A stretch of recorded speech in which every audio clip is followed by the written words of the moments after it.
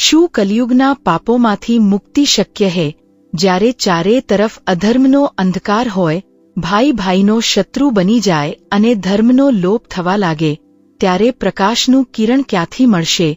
શું કોઈ એવો ઉપાય है જે ઘોરમાં ઘોર પાપીને પણ મોક્ષ અપાવી શકે?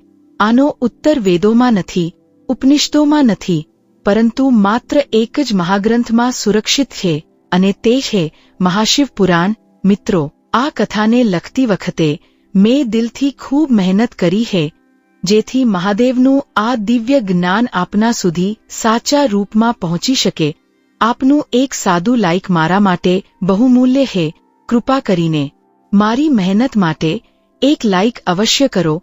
કોમેન્ટમાં હર હર મહાદેવ લખવાનું ભૂલતા નહીં, કારણ કે શિવ નામ જ કલ્યાણ છે. અને વાસ્તુ ટેલ્સ ચેનલને સબસ્ક્રાઇબ પણ જરૂર કરી લો, જેથી આ મહાપુરાણનો એક પણ અધ્યાય આપનાથી છૂટી ન જાય. કથાની શરૂઆત થાય છે ભારત વર્ષના સૌથી પવિત્ર તીર્થસ્થળ પ્રયાગરાજથી. આ એ સમય હતો જ્યારે દ્વાપર યુગ સમાપ્ત થવાનો હતો અને કલિયુગ પોતાની કાળી છાયા ફેલાવવા માટે તૈયાર ઊભો હતો. ઋષિઓ અને મુનિઓના મનમાં એક જ ભય હતો કે આવનારું ભવિષ્ય કેવું હશે. પ્રયાગરાજના ત્રિવેણી સંગમ પર જ્યાં ગંગા, યમુના અને સરસ્વતીનો મિલાપ થાય છે, ત્યાં એક વિશાળ યજ્ઞનું આયોજન કરવામાં આવ્યું હતું. પરંતુ આ કોઈ સાધારણ યજ્ઞ નહોતો.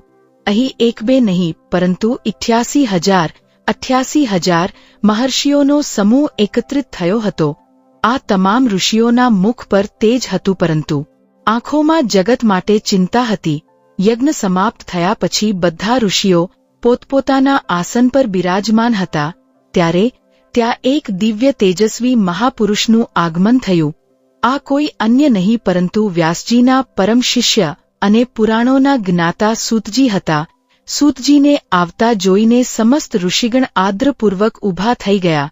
ઋષિઓએ તેમનું સ્વાગત કર્યું, અર્ધ્ય આપ્યું અને તેમને સૌથી ઊંચા અને શ્રેષ્ઠ આસન પર બેસાડ્યા. જ્યારે સૂતજી શાંત ચિત્તે બેસી ગયા, ત્યારે ઋષિઓના પ્રધાન પરમ જ્ઞાની શૌનકજીએ હાથ જોડીને એક પ્રશ્ન પૂછ્યો. શૌનકજીએ કહ્યું કે હે મહાભાગ સૂતજી, આપ જ્ઞાનના સાગર છો. આપે વ્યાસજીના મુખેથી સમસ્ત પુરાણો અને શાસ્ત્રોનો સાર પીધો है. આપ ભૂત, ભવિષ્ય અને વર્તમાનના જ્ઞાતા છો. એટલા માટે અમારા મનમાં જે ભય है તેનું નિવારણ કરો. સૂતજીએ શાંત ભાવથી શૌનકજી તરફ જોયું અને મુસ્કુર્યા. શૌનકજી આગળ કહે છે કે હે સૂતજી, ઘોર કલિયુગ નજીક આવી રહ્યો है. આ યુગમાં મનુષ્ય ધર્મથી વિમુખ થઈ જશે. લોકો સત્કર્મ છોડી દેશે, દુરાચાર વધી જશે. જે જીવ કલિયુગમાં જન્મ લેશે તેઓ આસુરી વૃત્તિના હશે. તેઓ ન તો વેદોને માનશે કે ન તપ કરશે. આવા પાપી અને ભટકેલા જીવોને મોક્ષ કેવી રીતે મળશે? તે કયો સૌથી સુલભ, સૌથી નાનો અને સૌથી પ્રભાવશાળી ઉપાય છે જેનાથી કલિયુગના મનુષ્યનું પણ કલ્યાણ થઈ શકે? અમને કોઈ એવી શાશ્વત કથા સંભળાવો જે કાનને સુખ આપે અને આત્માને શુદ્ધ કરી દે. શૌનકજીનો આ પ્રશ્ન માત્ર એમનો નહોતો, પરંતુ આખી માનવતા માટે એક પોકાર હતો. 88,000 ઋષિઓની નજર સૂતજી પર ટકેલી હતી. વાતાવરણ એકદમ શાંત થઈ ગયું. પવન થંભી ગયો. સૂતજીએ ગંભીર અને તેજસ્વી સ્વરમાં કહ્યું કે હે મુનિઓ, સાધુ સાધુ, આપે જગતના કલ્યાણ માટે ખૂબ જ ઉત્તમ પ્રશ્ન કર્યો है. અત્યાર સુધી મેં આ રહસ્ય કોઈને નથી બતાવ્યું, પરંતુ આજે આપની ભક્તિ અને જગતની પીડા જોઈને હું તે પરમ ગુપ્ત જ્ઞાન આપની સામે મૂકવા જઈ રહ્યો છું. આ એ જ્ઞાન છે જે સાક્ષાત કૈલાસપતિ મહાદેવે જ પ્રગટ કર્યું હતું. સૂતજીએ પોતાની આંખો બંધ કરી લીધી, જાણે તેઓ કોઈ દિવ્ય ચેતના સાથે જોડાઈ રહ્યા હોય. પછી તેમણે ઉદ્ઘોષ કર્યો કે તે ઉપાય, તે ગ્રંથ, તે શક્તિ है. શિવ મહાપુરાણ. આ ગ્રંથ વેદોનો સાર है. આનું પઠન અને શ્રવણ કલિયુગના પાપોને એવી રીતે બાળી નાખે છે જેમ દવાનળ સૂકા લાકડાને ભસ્મ કરી દે છે. ઋષિઓમાં એક લહેર દોડી ગઈ. સૂતજીએ આગળ બતાવ્યું કે મૂળ રૂપમાં આ પુરાણની રચના સ્વયં ભગવાન શિવે કરી હતી, જેમાં 100 કરોડ શ્લોક હતા. પાછળથી કલિયુગના મનુષ્યોની અલ્પ આયુ અને ઓછી બુદ્ધિને ધ્યાનમાં રાખીને ભગવાન વેદવ્યાસે આને સંક્ષિપ્ત કર્યું અને 24,000 શ્લોકોમાં બાંધી દીધું. સૂતજી બોલ્યા કે મુનિઓ, શિવ પુરાણમાં 7 સંહિતાઓ હે, જેમાં સૌથી પહેલી અને અત્યંત મહત્વપૂર્ણ હે વિદ્યેશ્વર સંહિતા. વિદ્યેશ્વરનો અર્થ હે જ્ઞાનના ઈશ્વર. આ સંહિતા અજ્ઞાનના અંધકારને મિટાવીને શિવ તત્વના સાક્ષાત દર્શન કરાવે હે. વાતચીત ઝડપથી આગળ વધી. સૂતજીએ સમજાવ્યું કે ધર્મ, અર્થ, કામ અને મોક્ષ આ ચારે પુરુષાર્થ શિવ પુરાણના શ્રવણ માત્રથી પ્રાપ્ત થઈ જાય હે. તેમણે સ્પષ્ટ કર્યું કે કલિયુગમાં મોટા મોટા યજ્ઞો, કઠિન તપસ્યા અને કઠોર યોગ કરવાનું શક્ય નહીં બને. મનુષ્યનું શરીર અને મન એટલું નબળું હશે કે તે આ બધું નહીં કરી શકે. એવામાં માત્ર શિવની કથા જ તેને બચાવી શકે હે. અહીં સૂતજીનો સ્વર બદલાઈ ગયો. તેમના અવાજમાં એક ભારેપણું, એક કરુણા અને અસીમ ભક્તિનો ભાવ આવી ગયો. તેમણે ઋષિઓની આંખોમાં ઝાંખીને કહ્યું કે હે શૌનક, તું કલિયુગના ભયની વાત કરે હે. સત્ય છે કે કલિયુગ બહુ ક્રૂર હશે, પરંતુ તું મહાદેવની કરુણાને નથી જાણતો. શિવ આ શબ્દ માત્ર નામ નથી મુનિઓ, આ એક મંત્ર હે, એક કવચ હે, એક ભરોસો હે. કલ્પના કરો તે દ્રશ્યની. નૈમિષારણ્યના ઘનઘોર વનોમાં પવિત્ર અગ્નિ સમક્ષ બેઠેલા સૂતજીની આંખોમાં આંસુ હતા. તેમણે કહ્યું કે જ્યારે કોઈ અભાગી જીવ જેણે જીવનભર માત્ર પાપ જ કર્યા હોય, જેણે ક્યારે ધર્મનો માર્ગ ન જોયો હોય, મૃત્યુ સમયે જો તેના મુખેથી અજાણતા પણ ભૂલથી શિવ નીકળી જાય તો યમરાજના દૂતો પણ તેની પાસે આવતા થરથર કાંપે હે. યમરાજ પોતાના દૂતોને આદેશ આપે હે કે જાઓ, તે આત્માને છોડી દો જેના મસ્તક પર ત્રિપુંડ હે, જેના ગળામાં રુદ્રાક્ષ હે, અથવા જેના મુખ પર શંકરનું નામ હે. તે મારો નહીં પણ તે તો મહાકાળનો હે.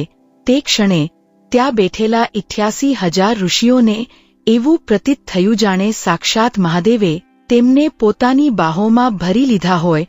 કલિયુગનો બધો ભય કપૂરની જેમ ઉડી ગયો. એક દિવ્ય શાંતિ, એક અભ્યનો ભાવ સૌના હૃદયમાં ઉતરી ગયો. તેમને વિશ્વાસ થઈ ગયો કે જ્યાં સુધી મહાદેવ હે ત્યાં સુધી આ જગતનું કોઈ અનિષ્ટ નથી કરી શકતું. શિવનું નામ જ કલિયુગની ઔષધિ હે. આ ભાવનાત્મક ક્ષણ પછી જિજ્ઞાસા વધુ વધી ગઈ. ઋષિઓનો ભય તો દૂર થઈ ગયો હતો, પરંતુ હવે તેમના મનમાં શિવના સ્વરૂપને જાણવાની તીવ્ર ઈચ્છા જાગી ઉઠી હતી. શૌનકજીએ પુનઃ પ્રશ્ન કર્યો કે હે સૂતજી, આપે શિવ નામની મહિમા તો બતાવી, પરંતુ એક શંકા અમારા મનમાં સદાય રહે હે. આ સંસારમાં તમામ દેવતાઓની પૂજા મૂર્તિ કે પ્રતીક રૂપે થાય હે. આપણે ભગવાન વિષ્ણુ, માતા દુર્ગા અને શ્રીરામની મૂર્તિઓ પૂજીએ છીએ, પરંતુ માત્ર ભગવાન શિવ જ એવા કેમ હે જેમની પૂજા લિંગ અને મૂર્તિ બંને રૂપે કરવામાં આવે હે? આખરે આ શિવલિંગ શું હે? આની ઉત્પત્તિ કેવી રીતે થઈ અને સૌથી પહેલા આની પૂજા કોણે કરી? આ પ્રશ્ન સાંભળતા જ સૂતજીનો ચહેરો એક અદ્ભુત રહસ્યમય મુસ્કાનથી ખીલી ઉઠ્યો. આ એ પ્રશ્ન હતો જેનો ઉત્તર સૃષ્ટિના આરંભ સાથે જોડાયેલો હતો.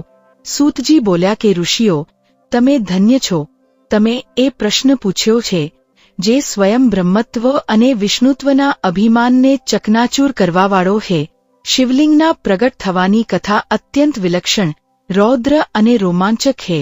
આ કથા એ સમયની હે જ્યારે ન ધરતી હતી, ન તારા હતા અને ન તો આ બ્રહ્માંડ હતું. માત્ર અંધકાર અને જળ હતું. સૂતજીએ આસન જમાવ્યું અને કથાને તે દિશામાં વાળી જ્યાંથી મહાકાળનું અસલી રૂપ સામે આવવાનું હતું.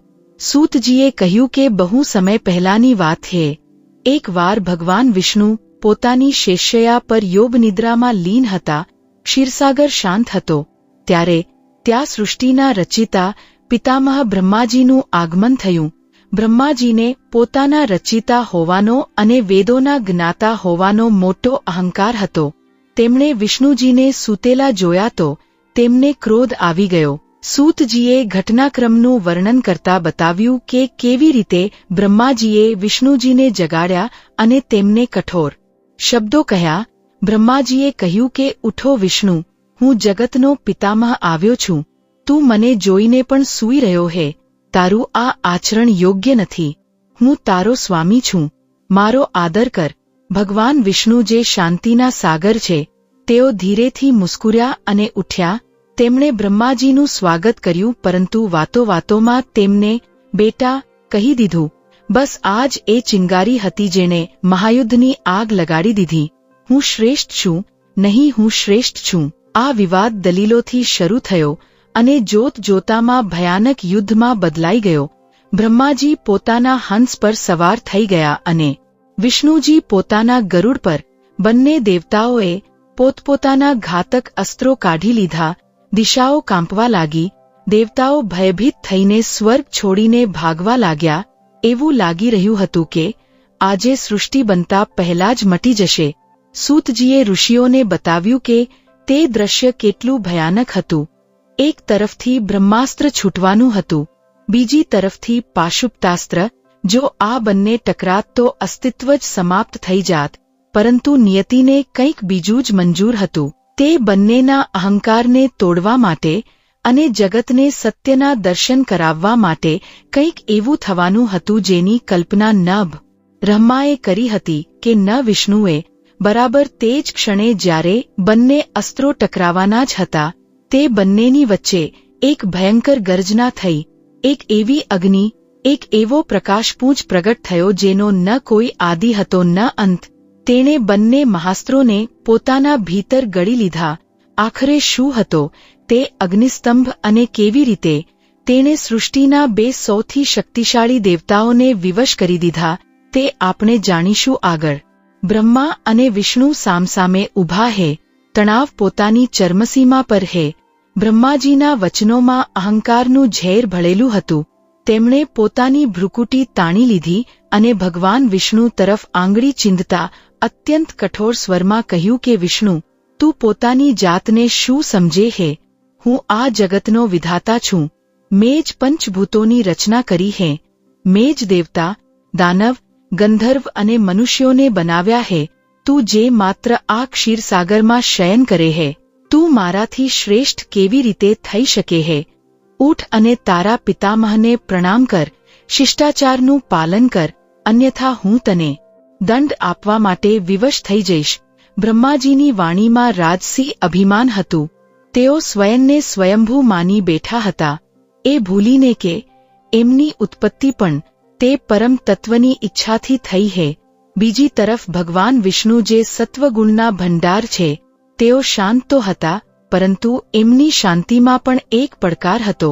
બ્રહ્માજીના કટુ વચનો સાંભળીને તેમણે પોતાની યોગમાયાનો સહારા લીધો.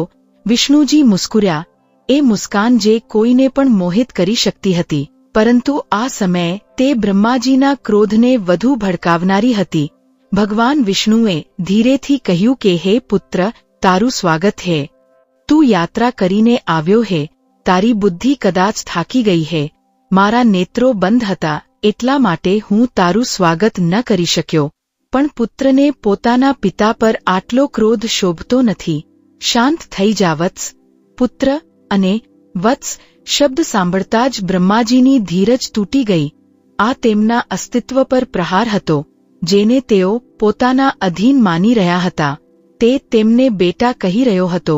બ્રહ્માજી ગર્જના કરતા બોલ્યા કે પુત્ર, તું મને પુત્ર કહ્યો. મૂર્ખ, હું સાક્ષાત બ્રહ્મા છું. હું તારાથી પહેલા હતો અને તારા પછી પણ રહીશ. તું મારી નાભિકમળમાંથી જન્મ યો છે, એટલા માટે તું મારા પુત્ર સમાન છે. પોતાની ઉત્પત્તિને ન ભૂલ. નારાયણ વિષ્ણુજીએ ઉત્તર આપ્યો કે બ્રહ્મા, તું ભૂલી રહ્યો હે. તું મારી નાભીમાંથી પ્રગટ થયો છે, તો તારો આધાર હું છું. જે આધાર હોય છે તે જ પિતા હોય છે. હું જ આ જગતનો પાલનહાર છું અને હું જ આનું ઉદ્ગમ છું. મારા વગર તારું કોઈ અસ્તિત્વ નથી.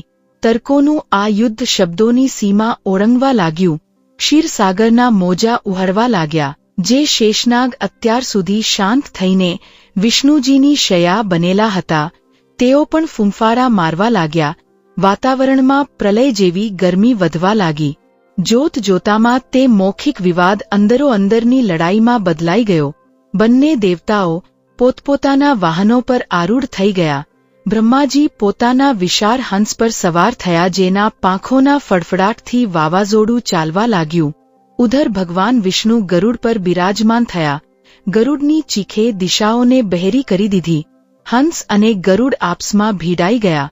ચાંચથી ચાંચ ટકરાઈ, પાંખોથી પાંખ ભીડાઈ, આકાશમાં વીજળી કડકવા લાગી. બ્રહ્માજીએ પોતાના કમંડળમાંથી જળ હાંટ્યું, જે વજ્ર બનીને વિષ્ણુજી પર પડ્યું, તો વિષ્ણુજીએ પોતાની ગદાથી પ્રહાર કર્યો.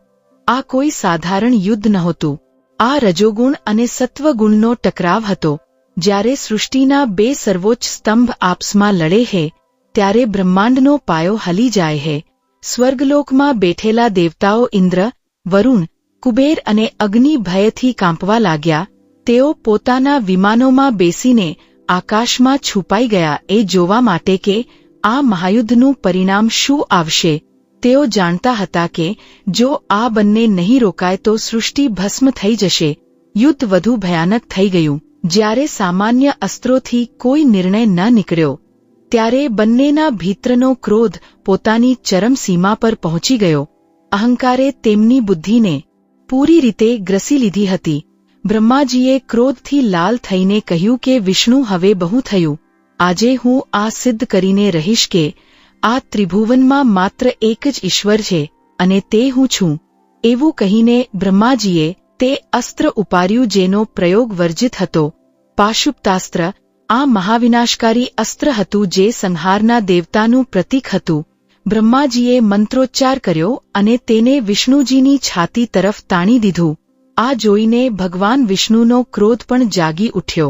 તેમણે વિચાર્યું કે જો બ્રહ્મા આ અસ્ત્ર ચલાવશે તો મારું પણ અપમાન થશે. તેમણે પ્રત્યુત્તરમાં માહેશ્વરાસ્ત્રનું સાંધણ કર્યું. બે મહાવિનાશકારી અસ્ત્રો સામસામે હતા. એક તરફથી પાશુપતાસ્ત્રની અગ્નિ, બીજી તરફથી માહેશ્વરાસ્ત્રની જ્વાળા. જેવા જ આ બંને અસ્ત્રો પોતપોતાના ધનુષમાંથી છૂટ્યા, ત્રણેય લોકોમાં હાહાકાર મચી ગયો. આકાશ બળવા લાગ્યું, તારા તૂટીને પડવા લાગ્યા, સમુદ્રનું પાણી ઉકળવા લાગ્યું, દિશાઓ ધુમાડાથી ભરાઈ ગઈ. એવું પ્રતીત થયું જાણે પ્રલયકાળ સમય પહેલા જ આવી ગયો હોય. દેવતાઓ ચીસ પાડવા લાગ્યા કે રક્ષા કરો, રક્ષા કરો, આ અનર્થ થઈ રહ્યો હે.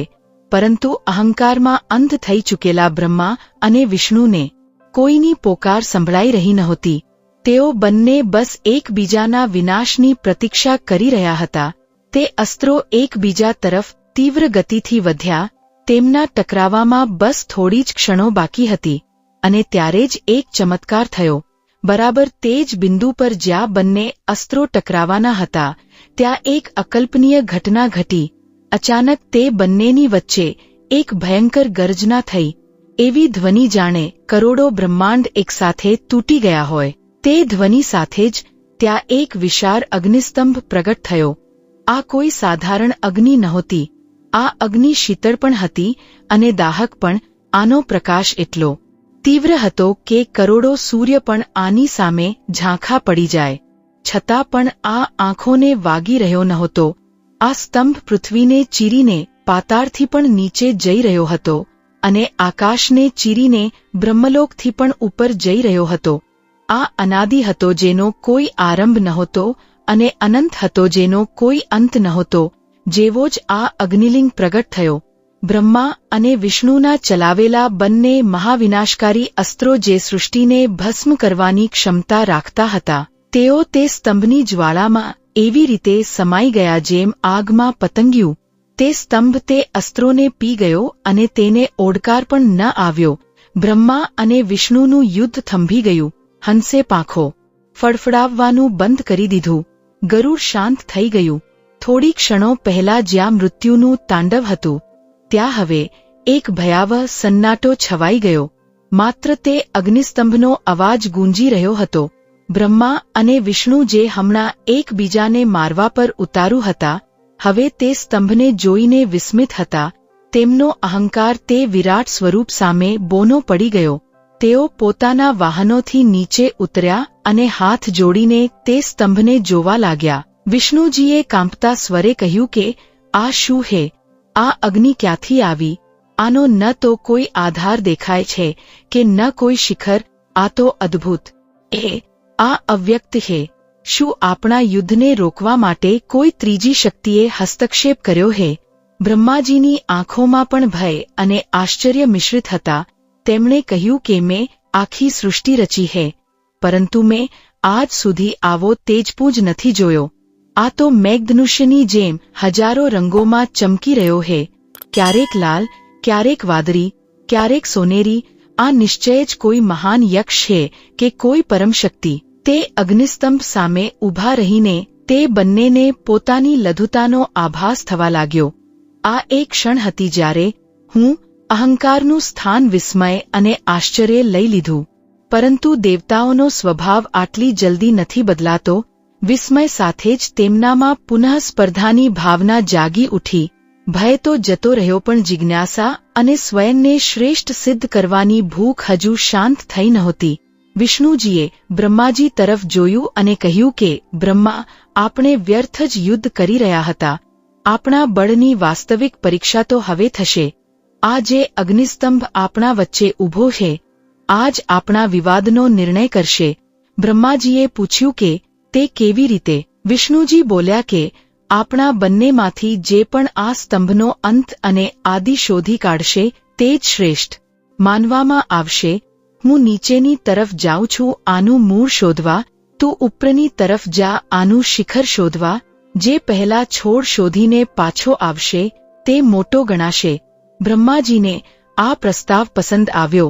તેમને પોતાની ગતિ પર અભિમાન હતું. તેમણે વિચાર્યું કે ઉપર જવું તો મારા માટે રમત છે. હું હમણાં જ ઉડીને આનું શિખર જોઈ આવીશ અને વિષ્ણુને હરાવીને મારી શ્રેષ્ઠતા સિદ્ધ કરી દઈશ. સમજૂતી થઈ ગઈ. હવે બંનેને એવા રૂપોની આવશ્યકતા હતી જે વાયુ અને પાતાળમાં તીવ્ર ગતિથી જઈ શકે.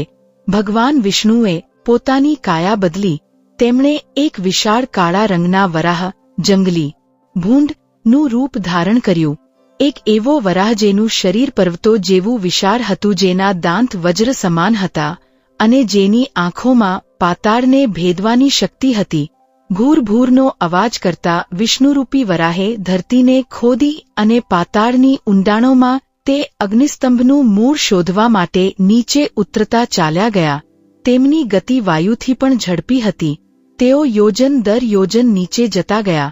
1000 યોજન, લાખ યોજન, કરોડ યોજન. બીજી તરફ બ્રહ્માજીએ એક વિશાળ હંસનું રૂપ ધારણ કર્યું. તે હંસ જેનો રંગ દૂધ જેવો શ્વેત હતો અને જેના પાંખોમાં વાયુનો વેગ હતો. બ્રહ્માજીએ ઉડાન ભરી. તેઓ ઝડપથી ઉપરની તરફ ઉડ્યા. વાદળોને ચીરતા, નક્ષત્રોને પાછળ છોડતા તેઓ તે અગ્નિસ્તંભના શિખરની શોધમાં ઉપર વધતા ગયા. પ્રતિયોગિતા શરૂ થઈ ચૂકી હતી. સમય વીતતો ગયો. 1 વર્ષ નહીં, 100 વર્ષ નહીં, પરંતુ હજારો વર્ષ વીતી ગયા. નીચે પાતાળના અંધકારમાં વિષ્ણુ વરાહ રૂપે સતત નીચે જઈ રહ્યા હતા. તેમણે રસાતળ, તલાતળ, મહાતળ સબ પાર કરી લીધા, પણ તે અગ્નિસ્તંભ સમાપ્ત થવાનું નામ જ નહોતો લેતો. જેટલા તેઓ નીચે જતા સ્તંભ વધુ ઊંડો થતો જતો. વિષ્ણુજીનું શરીર થાકવા લાગ્યું. તેમના શ્વાસ ફૂલવા લાગ્યા. તેમનું વરાહ રૂપ પરસેવાથી લથપથ થઈ ગયું. તેમને પહેલીવાર અનુભવ થયો કે આ કોઈ સાધારણ થાંભલો નથી, આ તો અનંત છે. તેમના મનમાં સત્યનો પ્રકાશ જાગવા લાગ્યો કે કદાચ હું જ શ્રેષ્ઠ નથી, કદાચ કોઈ બીજું છે જે મારાથી પણ પર છે. ઉધર ઉપર આકાશમાં બ્રહ્મા હંસ રૂપે પણ આ જ દશામાં હતા. તેઓ ઉડી ઉડીને થાકી ચૂક્યા હતા. તેમના પાંખો ભારે થઈ ગયા હતા. સિદ્ધલોક, જનલોક, તપોલોક બધું પાછળ છૂટી ગયું, પણ તે અગ્નિસ્તંભનું શિખર ક્યાંય નજરે નહોતું આવી રહ્યું. તે સ્તંભ નિરંતર વધતો જ જઈ રહ્યો હતો, જાણે તે બ્રહ્માજીના અહંકારની હસી ઉડાવી રહ્યો હોય. બ્રહ્માજી હતાશ થવા લાગ્યા. તેમના મનમાં ભય ઉત્પન્ન થયો કે જો હું ખાલી હાથે પાછો ફરીશ તો વિષ્ણુ મને પરાજિત ઘોષિત કરી દેશે, મારું અપમાન થશે. હું જગતનો પિતામહ થઈને કેવી રીતે હાર માની લઉં? ત્યારે જ જ્યારે બ્રહ્માજી પોતાની થાક અને નિરાશા સાથે ઝૂઝી રહ્યા હતા, તેમની નજર એક આશ્ચર્યજનક વસ્તુ પર પડી. તે અગ્નિસ્તંભની ઉપરથી ક્યાંક બહુ ઊંચાઈએથી એક સુંદર શ્વેત પુષ્પ નીચેની તરફ પડી રહ્યું હતું. તે કેતકી કેવડાનું ફૂલ હતું. તે ફૂલ ન જાણે કેટલા યુગોથી ઉપરથી પડી રહ્યું હતું, પણ હજુ સુધી ધરતી પર પહોંચ્યું નહોતું. તેની સુગંધે બ્રહ્માજીને મોહિત કરી લીધા. બ્રહ્માજીએ તે પડતા ફૂલને હવામાં જ રોકી લીધું. તેમણે આશ્ચર્યથી પૂછ્યું કે હે પુષ્પરાજ, તું કોણ છે અને ક્યાંથી આવી રહ્યો હે? શું તું આ સ્તંભનું શિખર જાણે હે? કેતકીના ફૂલે ઉત્તર આપ્યો કે હે હંસરાજ, હું કેતકી છું. હું આ સ્તંભના શિખર પર ચડાવાયો હતો.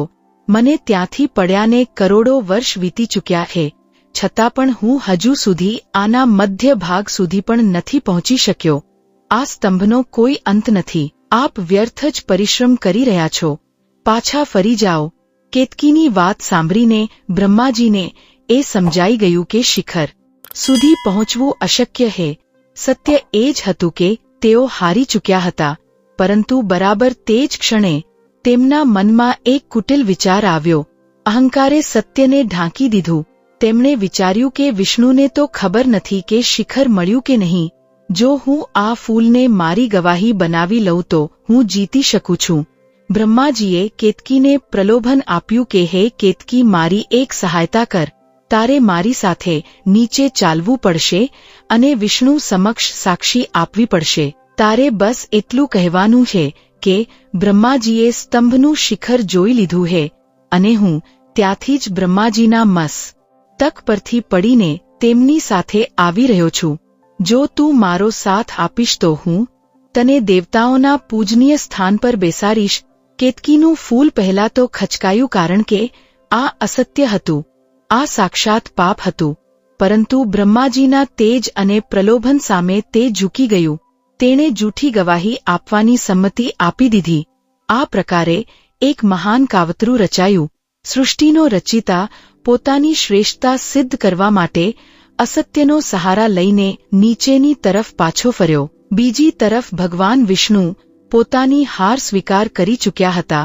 તેઓ સમજી ચૂક્યા હતા કે આ અગ્નિસ્તંભ અનાદિ અનંત બ્રહ્મ હે. તેઓ ભક્તિભાવથી ઉપરની તરફ પાછા ફર્યા. બંને દેવતાઓ પુનઃ તે જ સ્થાન પર મળ્યા જ્યાંથી તેમણે યાત્રા શરૂ કરી હતી. પરંતુ હવે માહોલ બદલાઈ ચૂક્યો હતો. એકના મનમાં સત્યની સ્વીકારોક્તિ હતી અને બીજાના મનમાં જૂથનો કપટ. વિષ્ણુજી થાકેલા પણ શાંત હતા. બ્રહ્માજીના ચહેરા પર જૂઠી વિજયની ચમક હતી. શું આ જૂઠ ટકી શકશે? શું તે અગ્નિસ્તંભ આ હળને સહન કરી શકશે? અને જ્યારે મહાકાળ તે સ્તંભમાંથી બહાર આવશે ત્યારે તે જૂઠા સાક્ષી અને અભિમાની રચિતાનો શું હાલ કરશે? આ વિધ્વંસ આપણે જોઈશું આગળ. પાતાળની અતર ઊંડાણોમાં હજારો વર્ષો સુધી ભટક્યા પછી ભગવાન વિષ્ણુ પોતાના મૂળ સ્થાન પર પાછા ફર્યા. તેમનું વરા રૂપ હવે શાંત થઈ ચૂક્યું હતું અને તેમણે પુનઃ પોતાનું ચતુર્ભુજ સ્વરૂપ ધારણ કરી લીધું હતું. તેમના ચહેરા પર થાક તો હતો, પણ પરાજયની ગ્લાનિ નહોતી.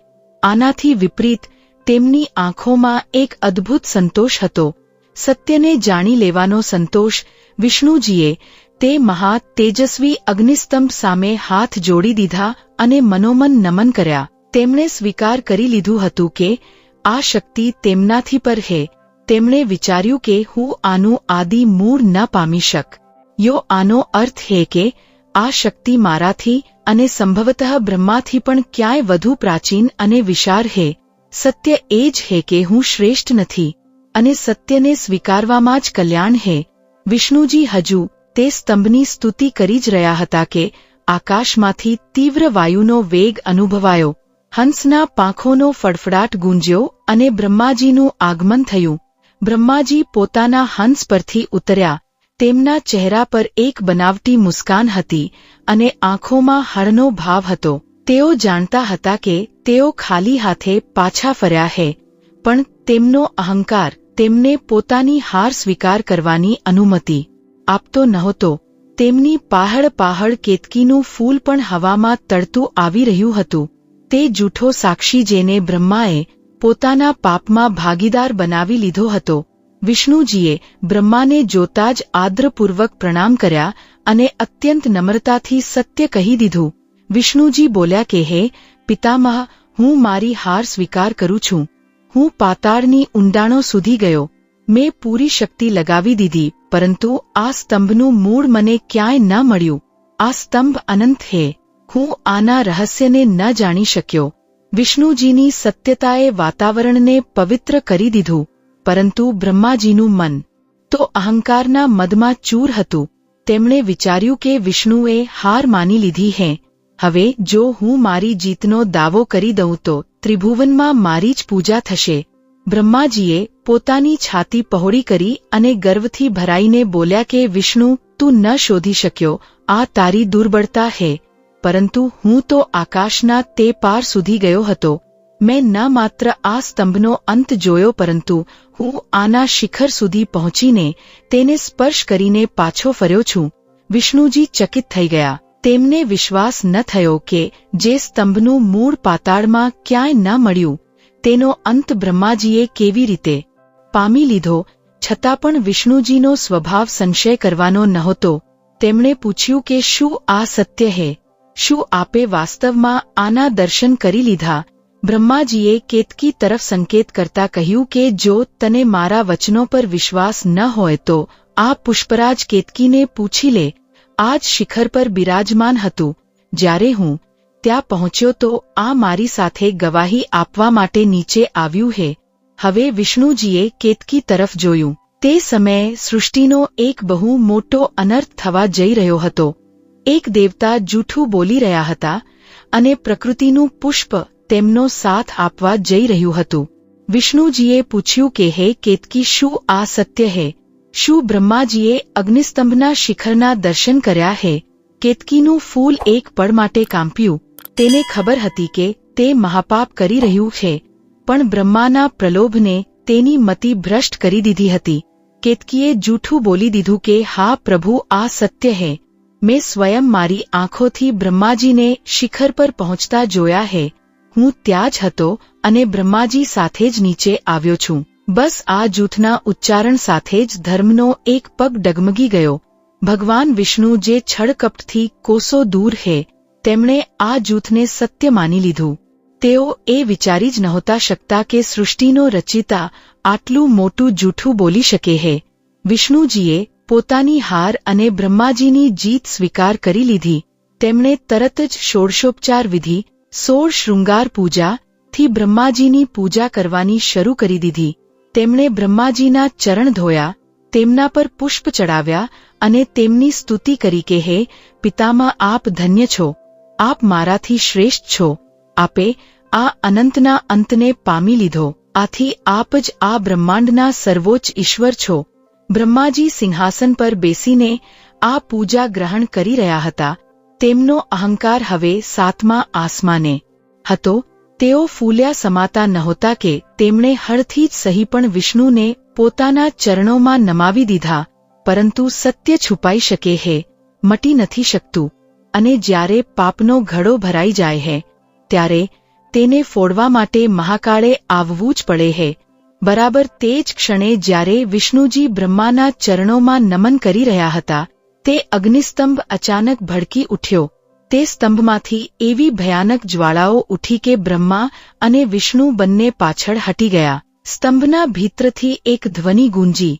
આ પ્રણવનાદ ઓંકાર હતો. આ ધ્વનિ એટલી ઊંડી અને સ્પષ્ટ હતી કે તેણે બ્રહ્માના જૂથને ચીરીને રાખી દીધું. બ્રહ્માજી કાંપવા લાગ્યા કે આ શું હે? શું મારું જૂઠ પકડાઈ ગયું? ત્યારે જ તે અગ્નિસ્તંભનો મધ્ય ભાગ ફાટી ગયો અને તે દિવ્ય જ્યોતિની ભીતરથી સાક્ષાત ભગવાન સદાશિવ પ્રગટ થયા. તે દ્રશ્ય અકલ્પનીય હતું. ગોર વર્ણ કાપૂર જેવું ચમકતું શરીર, 3 નેત્ર, ત્રિનેત્ર, જેમાં સૂર્ય, ચંદ્રમા અને અગ્નિનો વાસ હતો. મસ્તક પર અર્ધચંદ્ર, જટામાં ગંગા, ગળામાં નાગોનો હાર અને હાથમાં ત્રિશૂળ. તેમના આખા શરીર પર ભસ્મ લાગેલી હતી, જે એ બતાવી રહી હતી કે તેઓ જ સૃષ્ટિનો અંત હે. વિષ્ણુજીએ જેવા જ મહાદેવને જોયા તેઓ સમજી ગયા કે આજ તે પરમ શક્તિ હે. તેઓ તરત જ ભૂમિ પર આડા પડી ગયા અને સ્તુતિ કરવા લાગ્યા. પણ બ્રહ્માજી હજુ પણ પોતાના અહંકારમાં ઊભા હતા. જો કે તેમના પગ કાંપતા હતા. શિવજીનો અવાજ વાદળોની ગર્જનાની જેમ ગૂંજ્યો. તેમણે વિષ્ણુજી તરફ જોયું અને મુસ્કુર્યા કે ઉઠ વિષ્ણુ, હું તારા સત્યથી પ્રસન્ન છું. જો કે તું પણ અંત ન પામી શક્યો, પરંતુ તે સત્ય બોલ્યું, તે તારી સીમા સ્વીકાર કરી. એટલા માટે આજથી તું મારા સમાન જ પૂજનીય હોઈશ. હું તને મારી સમાનતાનું વરદાન આપું છું. પછી શિવજીની દ્રષ્ટિ બ્રહ્મા પર પડી. તેમની મુસ્કાન લુપ્ત થઈ ગઈ. તેમની ત્રીજી આંખમાં ક્રોધની લાલીમાં ઝળકવા લાગી. શિવજીએ કઠોર સ્વરમાં કહ્યું કે બ્રહ્મા, તું રચિતા થઈને પણ મિથ્યાવાદી જૂઠો નીકળ્યો. તે ન માત્ર જૂઠું બોલ્યું, પણ એક નિર્જીવ પુષ્પને પણ પોતાના પાપમાં ભાગીદાર બનાવ્યું. તે સ્વયંને ઈશ્વર સિદ્ધ કરવા માટે હળનો માર્ગ પસંદ કર્યો. બ્રહ્માજી પાસે કોઈ ઉત્તર નહોતો, પણ તેમનું પાંચમું માથું, તે માથું જેણે જૂઠું બોલ્યું હતું, તે હજુ પણ અકડમાં હતું. બ્રહ્માજીએ ક્ષમા માંગવાને બદલે મૌન રહેવું જ યોગ્ય સમજ્યું, જાણે તેઓ હજુ પણ પોતાની શ્રેષ્ઠતા પર અડેલા હોય. શિવજીનો ક્રોધ હવે નિયંત્રણ બહાર થઈ ગયો. તેમણે કહ્યું કે દંડ, આ અપરાધનો દંડ આવશ્યક છે, જેથી ભવિષ્યમાં કોઈ પણ દેવતા કે મનુષ્ય જૂઠું બોલીને શ્રેષ્ઠ બનવાનો પ્રયાસ ન કરે. શિવજીએ પોતાની ભ્રુકુટી ટેઢી કરી. તેમના ક્રોધથી તેમની ભ્રુકુટીના મધ્યમાંથી એક ભયંકર પુરુષ પ્રગટ થયો. તે સાક્ષાત મૃત્યુનું બીજું રૂપ હતો. કાળું શરીર, લાલ આંખો, હાથમાં તલવાર અને મુખમાંથી આગ નીકળતી હતી. આ ભગવાન શિવનો અંશાવતાર કાળ ભૈરવ હતો. ભૈરવે પ્રગટ થતાં જ ભયંકર ગર્જના કરી અને શિવજી સમક્ષ ઝૂકીને પૂછ્યું કે આજ્ઞા આપો પ્રભુ, મારે શું કરવાનું છે? કોને ભસ્મ કરવાનો છે? ભગવાન શિવે બ્રહ્માજી તરફ આંગળી ચીંધીને આદેશ આપ્યો કે ભૈરવ, આ ચતુરાઈ બતાવવાવાળા બ્રહ્માનું તે પાંચમું માથું કાપી નાખ જેણે જૂઠું બોલ્યું. આનો પૂજાનો અધિકાર છીનવી લે. આદેશ મળતા જ કાળ ભૈરવ વીજળીની ઝડપે ઝપટ્યા. બ્રહ્માજી કંઈ સમજે તે પહેલા જ ભૈરવે બ્રહ્માજીના વાળ પકડી લીધા. બ્રહ્માજીનું તે પાંચમું માથું જે સૌથી ઉપર હતું અને જેણે અહંકારમાં ભરાઈને જૂઠું બોલ્યું હતું, તેને ભૈરવે પોતાની આંગળીના નખના અગ્રભાગથી જ કાપી નાખ્યું. જી હા, તલવારની પણ આવશ્યકતા ન પડી. ભૈરવના નખનો સ્પર્શ જ તે અહંકારી માથાને ધડથી અલગ કરવા માટે પર્યાપ્ત હતો. દ્રશ્ય એ હતું કે બ્રહ્માજીનું કપાયેલું માથું ભૂમિ પર ગબડવા લાગ્યું. લોહીની ધાર વહેવા લાગી. તે ક્ષણે બ્રહ્માજીનો બધો અહંકાર, બધો ગર્વ તે કપાયેલા માથા સાથે જ ખરી પડ્યો. હવે જે શેષ હતું તે માત્ર એક ભયભીત અને પીડિત દેવતા હતા. બ્રહ્માજી દર્દથી કરાહી ઉઠ્યા. તેઓ થરથર કાંપવા લાગ્યા. મૃત્યુને પોતાની આટલી નજીક જોઈને તેમને પહેલીવાર પોતાની નશ્વરતાનો આભાસ થયો. તેમને લાગ્યું કે ભૈરવ હવે તેમના બાકીના 4 માથા પણ કાપી નાખશે. બ્રહ્માજીએ હાથ જોડી દીધા. તેમની આંખોમાંથી અવિરત અશ્રુધારા વહેવા લાગી. તેઓ સમજી ગયા કે રચિતા તેઓ નહીં પણ તે શક્તિ છે જે તેમની સામે ઊભી છે. પરંતુ સૌથી માર્મિક દ્રશ્ય ત્યારે બન્યું જ્યારે ભગવાન વિષ્ણુ, જેમને બ્રહ્માએ હેતરવાનો પ્રયાસ કર્યો હતો, તેઓ જ બ્રહ્માની રક્ષા માટે આગળ આવ્યા. વિષ્ણુજીની આંખોમાં આંસુ હતા. તેઓ શિવજીના ચરણોમાં પડી ગયા. તેમણે શિવજીના પગ પકડી લીધા અને રૂંધાયેલા ગળે પ્રાર્થના કરી કે પ્રભુ, શાંત થઈ જાઓ. હે મહાદેવ, હે કરુણાસાગર, ક્રોધનો ત્યાગ કરો. બ્રહ્માજીએ અપરાધ કર્યો છે અને તેમને તેનો દંડ મળી ગયો છે. પરંતુ પ્રભુ, આ પણ આપની જ રચના છે. આપે જ તેમને સૃષ્ટિકાર્ય સોંપ્યું છે. જો આપ એમનો વધ કરી દેશો તો સૃષ્ટિનું સંતુલન બગડી જશે. આ અજ્ઞાની છે, મોહમાં પડી ગયા હતા. પિતા જેમ પોતાના અણસમજુ પુત્રને ક્ષમા કરી દે છે, તેમ આપ આમને ક્ષમા કરી દો. મારા પર કૃપા કરો પ્રભુ. વિષ્ણુજીની આ પ્રાર્થના, એમની આ દયાળુતા જોઈને ત્યાં ઉપસ્થિત ગણ, દેવતાઓ અને સ્વયં ભૈરવ પણ સ્તબ્ધ રહી ગયા. જેને ઠગવામાં આવ્યો હતો તે જ ઠગવાવાળાના પ્રાણની ભીખ માગી રહ્યો હતો. ભગવાન શિવ જે બહારથી જેટલા કઠોર દેખાય છે, અંદરથી એટલા જ ભોળાનાથ છે. વિષ્ણુના આંસુઓએ તેમના ક્રોધની અગ્નિને શાંત કરી દીધી. તેમની લાલ આંખો સૌમ્ય થઈ ગઈ. તેમણે ભૈરવને પાછળ હટવાનો સંકેત કર્યો. શિવજીએ બ્રહ્મા તરફ જોયું, જેઓ હવે લજ્જા અને ભયથી મસ્તક નમાવીને ઊભા હતા. શિવજી બોલ્યા કે વિષ્ણુની પ્રાર્થનાએ તને જીવનદાન આપ્યું હે બ્રહ્મા. હું તને પ્રાણદંડ નહીં આપું, પરંતુ તારા પાપનું પ્રાયશ્ચિત્ત તો જગતે જોવું જ પડશે. શિવજીનો અવાજ ગંભીર અને ભારે થઈ ગયો, જાણે કોઈ અંતિમ નિર્ણય સંભળાવવામાં આવી રહ્યો હોય.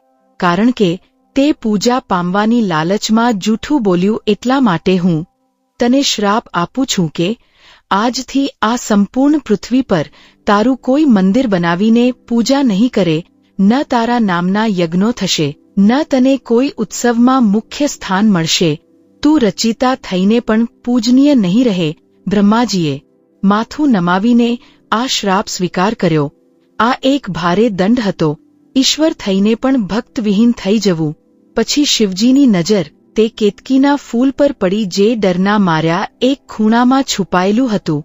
શિવજીએ કહ્યું કે અને તું કેતકી, તે જૂઠી ગવાહી આપી, તે અધર્મનો સાથ આપ્યો. જા, હું તને પણ ત્યાગું છું. આજથી મારી કોઈ પણ પૂજામાં મારા શિવલિંગ પર કેતકીનું ફૂલ ક્યારે નહીં ચડાવાય. જે મને કેતકી ચડાવશે તેનો વિનાશ થશે. શ્રાપ આપ્યા પછી વાતાવરણ શાંત થઈ ગયું.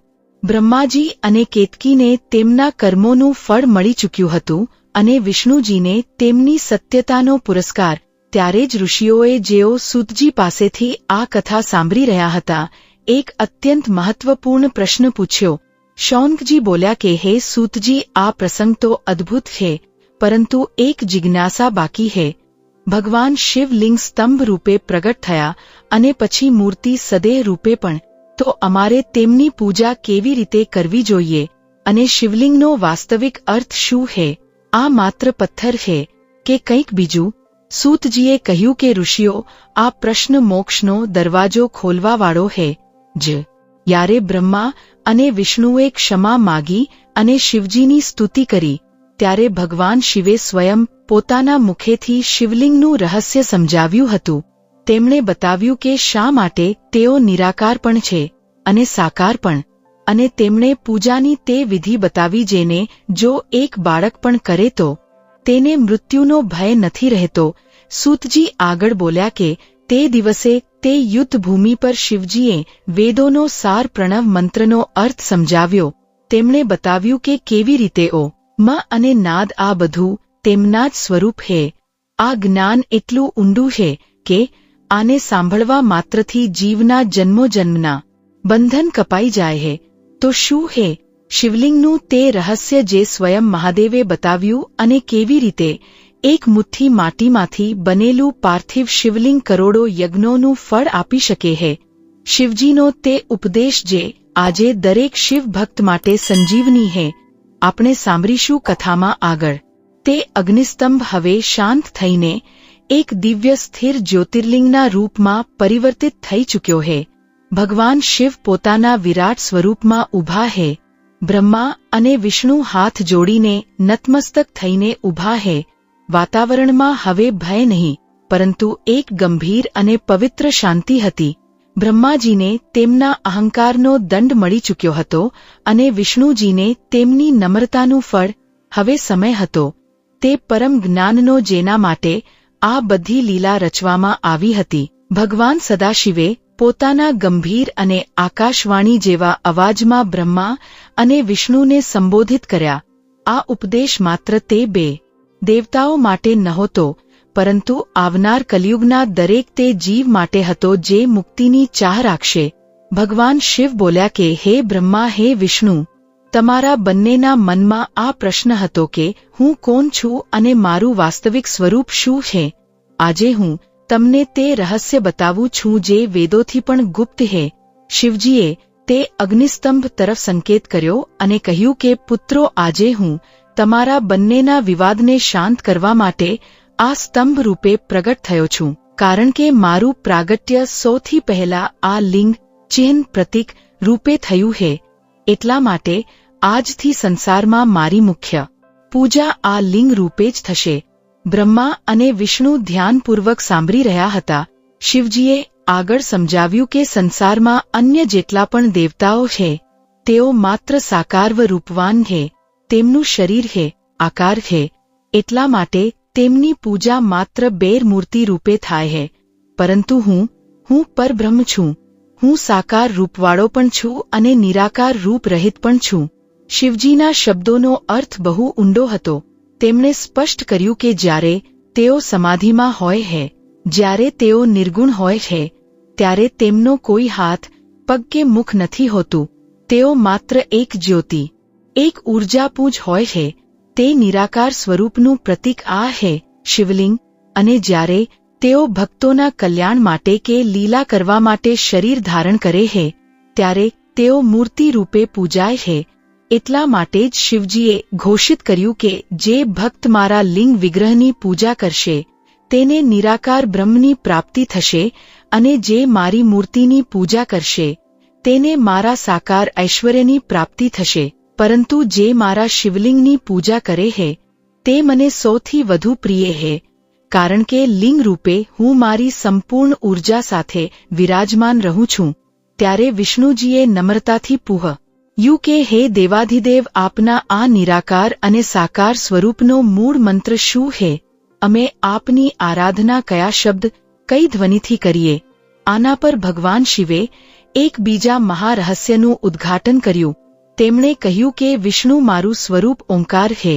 આ જે તમે અગ્નિસ્તંભ જોઈ રહ્યા છો અને આ જે હું છું, આપણા બંનેમાં કોઈ ભેદ નથી.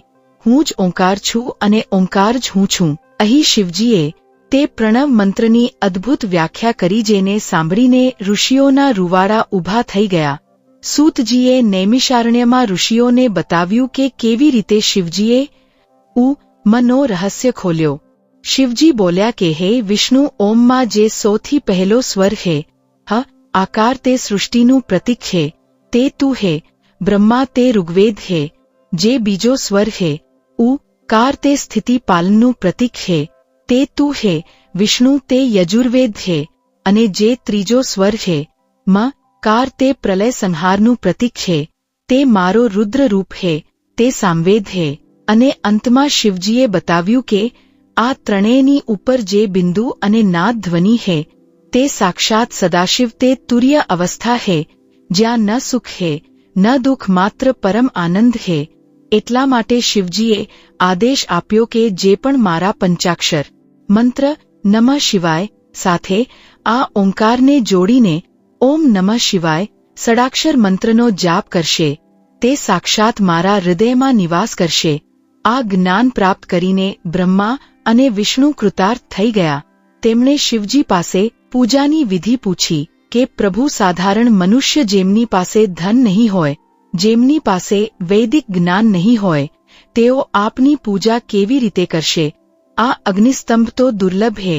ભગવાન શિવે જગત પર પોતાની અસીમ કરુણા વરસાવતા કહ્યું કે મારા પ્રિય પુત્રો, મને પ્રસન્ન કરવા માટે ન સુવર્ણ જોઈએ, ન મહેલોની આવશ્યકતા છે. હું તો ભાવનો ભૂખ્યો છું. જે ભક્ત નદીના કિનારાની કે કોઈ પવિત્ર સ્થાનની માટી લઈ આવશે અને પોતાના હાથથી તે માટીને આકાર આપીને પાર્થિવ શિવલિંગ, માટીનું શિવલિંગ બનાવશે, હું તે જ ક્ષણે તે માટીમાં પ્રાણવાન થઈને પ્રતિષ્ઠિત થઈ જઈશ. પાર્થિવ શિવલિંગ, આ શબ્દ ઋષિઓના કાનમાં અમૃતની જેમ ભોળાયો. સૂતજીએ ઋષિઓને સમજાવ્યું કે શિવજીએ તે દિવસે સ્પષ્ટ કરી દીધું હતું કે ચાહે રત્નનું શિવલિંગ હોય, સોનાનું હોય કે પારદનું હોય, આ બધામાં પાર્થિવ શિવલિંગ, માટીનું શિવલિંગ સર્વશ્રેષ્ઠ છે, કારણ કે આ ભક્તના સ્વયંના શ્રમ અને પ્રેમથી બને છે.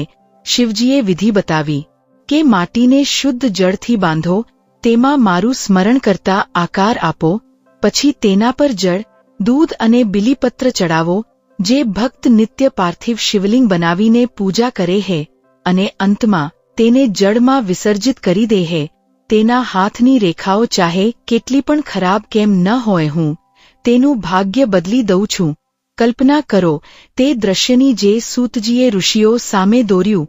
એક નાનું એવું ગામ છે, એક અત્યંત નિર્ધન વ્યક્તિ છે, જેની પાસે ન મંદિર જવા માટે સારા વસ્ત્રો છે, ન પૂજાની થાળી સજાવવા માટે ધન.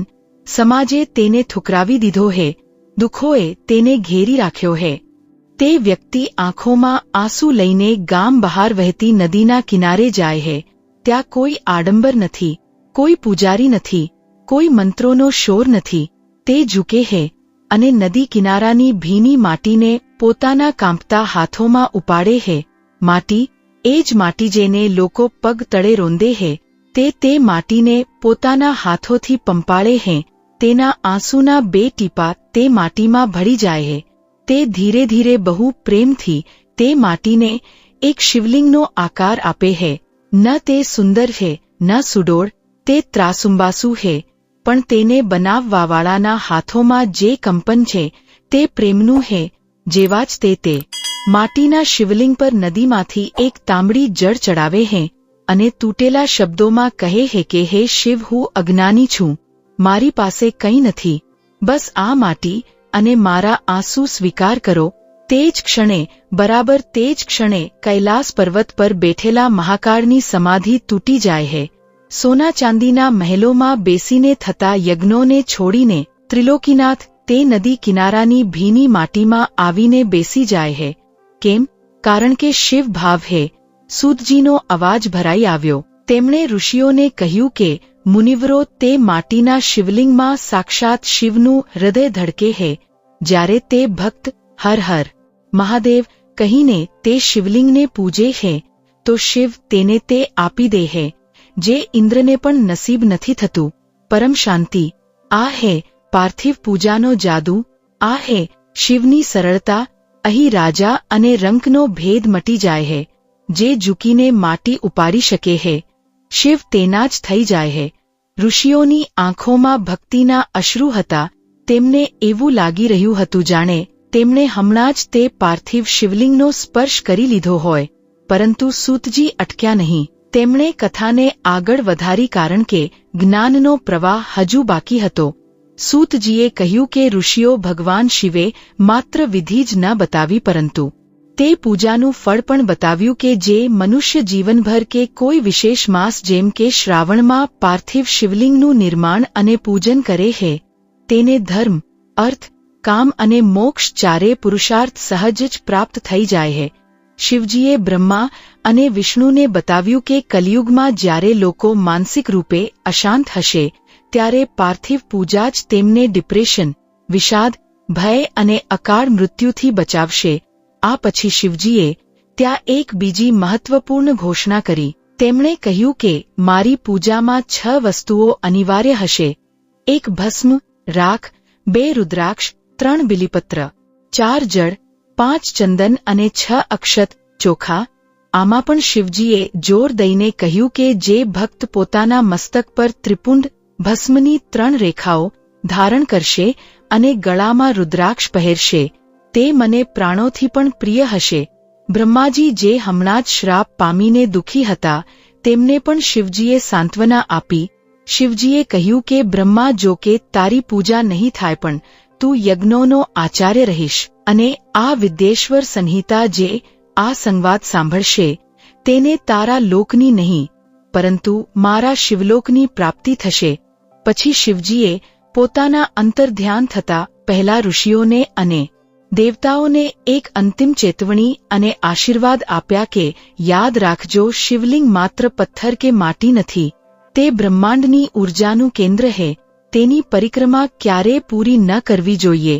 અર્ધ પરિક્રમા, કારણ કે તેનો જે સોમસૂત્ર જળ નિકાસનો માર્ગ હે તેને ઓળંગવો વર્જિત હે.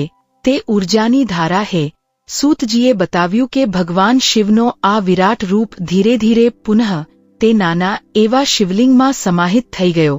બ્રહ્મા અને વિષ્ણુએ તે પ્રથમ શિવલિંગની વિધિવત પૂજા કરી. આ જ ઇતિહાસનો પહેલો શિવરાત્રિ પર્વ હતો.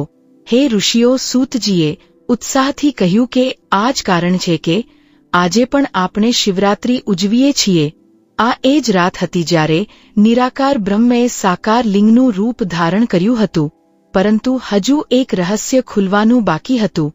ઋષિઓએ સાંભળ્યું હતું કે ભસ્મ અને રુદ્રાક્ષ શિવને પ્રિય હે, પરંતુ આ બંને આખરે આવ્યા ક્યાંથી? સૂતજીએ કહ્યું કે શિવે પૂજા સામગ્રીમાં રુદ્રાક્ષનું નામ સૌથી ઉપર લીધું.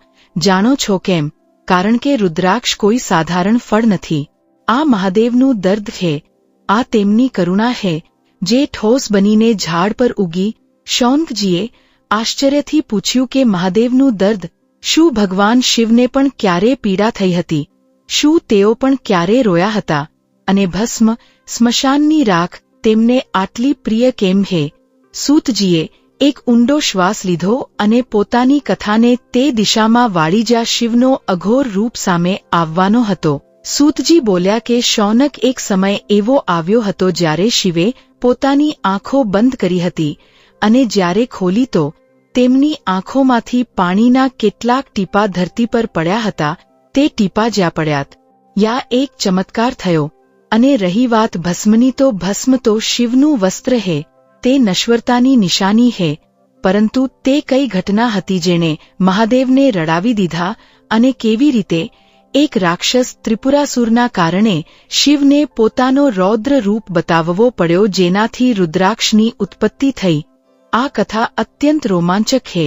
વાતાવરણમાં એક નવી ઉત્સુકતા છવાઈ ગઈ. શિવલિંગનું રહસ્ય તો સમજાઈ ગયું હતું, પણ હવે રુદ્રાક્ષ અને ભસ્મનો મહાત્મ્ય જાણવા માટે બધા ઋષિઓ લાલચાયા ઉઠ્યા. સૂતજી મુસ્કુર્યા, કારણ કે તેઓ જાણતા હતા કે આગલી કથા ઋષિઓના હૃદયને વધુ ઊંડાઈથી સ્પર્શી લેશે. તો શું છે રુદ્રાક્ષ પાછળની અસલી કહાની? એક મુખીથી લઈને 14 મુખી રુદ્રાક્ષમાં કઈ કઈ શક્તિઓ છુપાયેલી છે, અને ભસ્મ લગાવવા માત્રથી કેવી રીતે મોટા મોટા પાપો બળી જાય છે?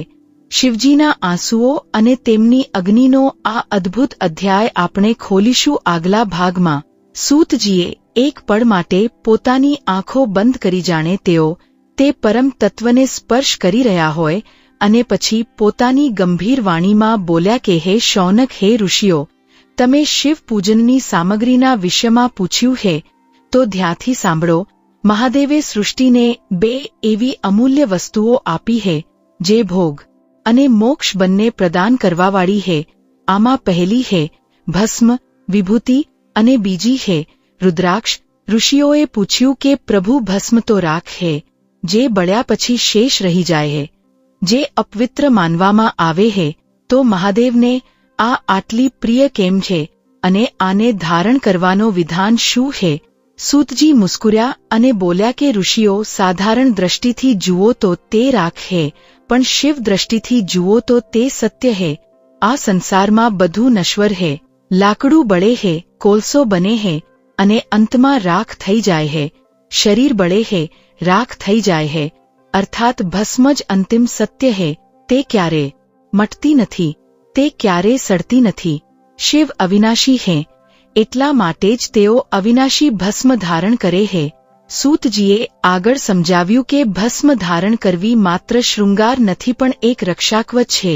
તેમણે વિદ્યેશ્વર સંહિતા અનુસાર ભસ્મ લગાવવાની વિધિ બતાવી કે મનુષ્ય જોઈએ કે તે ગાયના હાણમાંથી બનેલા હાણાને બાળીને શુદ્ધ ભસ્મ તૈયાર કરે, પછી ઈશાન સર્વ વિદ્યાના મંત્ર પઢીને તેને અભિમંત્રિત કરે. ભસ્મને પોતાના લલાટ, કપાળ પર, ભુજાઓ પર અને વક્ષસ્થળ, છાતી પર 3 રેખાઓના રૂપમાં લગાવે. આને ત્રિપુંડ કહેવાય છે. સૂતજીની વાણીમાં ઓજ હતો. તેમણે કહ્યું કે આ 3 રેખાઓ સાધારણ લીટા નથી. પહેલી રેખા અકાર બ્રહ્મા, બીજી રેખા ઉકાર વિષ્ણુ, અને ત્રીજી રેખા મકાર રુદ્રનું પ્રતીક છે. જે પોતાના માથા પર ત્રિપુંડ ધારણ કરે છે, તે જાણે ત્રિદેવોને પોતાના મસ્તક પર ધારણ કરે છે. યમરાજના દૂતો આવા વ્યક્તિ તરફ આંખ ઊંચી કરીને પણ જોઈ શકતા નથી.